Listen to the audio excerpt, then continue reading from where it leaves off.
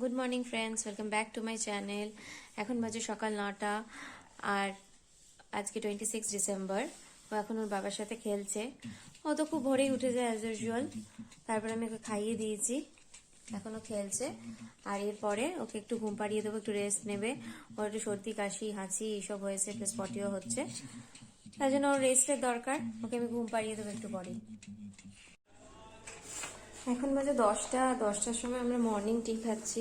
এরকমই অবস্থা আমাদের, কারণ বাড়িতে এত কাজ থাকে যে চা বানানোটাও দেরি হয়ে যায়। আর এ হচ্ছে উঠে পড়েছে, এর ঘুম হচ্ছে মানে 5 মিনিটের ঘুম, যার জন্য কোনো কাজ করা যায় না। একে সারাক্ষণ পাহারা দিয়ে বসে থাকতে হয়। 5 মিনিট ঘুমায় তো সারাদিন জেগে থাকে। ঠান্ডা লেগেছে তোমার? ঠান্ডাটা লেগেছে?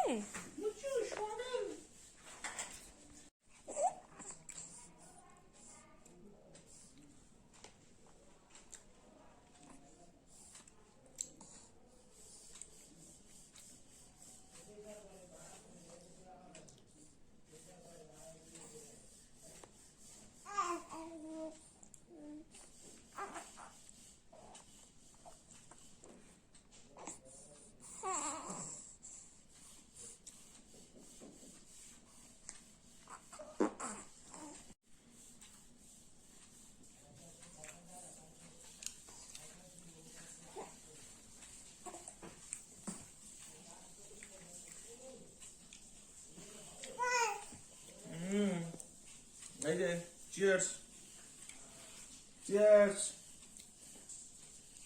চিয়ার্স।